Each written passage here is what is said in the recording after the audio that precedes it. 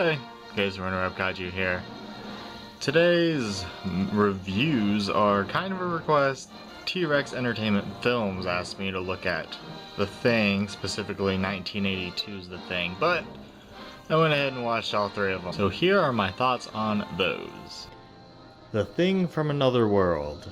I like this movie. Shame this movie gets foreshadowed constantly by its remake. It holds up a lot better than a lot of classic horror. The reporter is annoying for the most part, and once he stops, the scientist starts. And maybe the end tactic is a bit drawn out, but those might be the only cons I have. There's also weird cuts every now and then, not to a new scene, just like a new take of the same scene, so all of a sudden people are in a slightly different spot. Definitely recommend. John Carpenter's The Thing.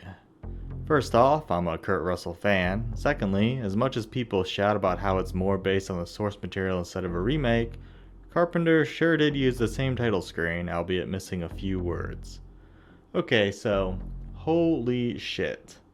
I audibly said what the fuck so many times during this. Clearly the practical effects get constant well-deserved praise, but whoever designed these weird nightmare creatures deserve more recognition. Sadly, I feel like the first few monsters were the most disturbing, making the later ones sort of disappointing. The story is changed up a little in the setup, but greatly in the conflict, with the main one shifting to figure out who has and hasn't been killed and is now being imitated by the Thing. I prefer the story in the original, but the effects here are going to stick with you, and the acting, sound design, and editing are all extremely competent. The Thing 2011. First off, I'm a fan of Mary Elizabeth Winstead.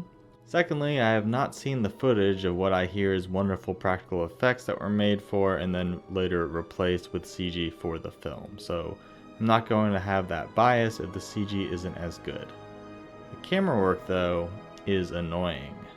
Mary Elizabeth Winstead's character seems to be a little bit too on the nose with everything she says. She's always figuring out everything so quickly and explaining it, but the movie keeps its monster charm throughout, and there's some cool ideas that weren't present in the franchise before.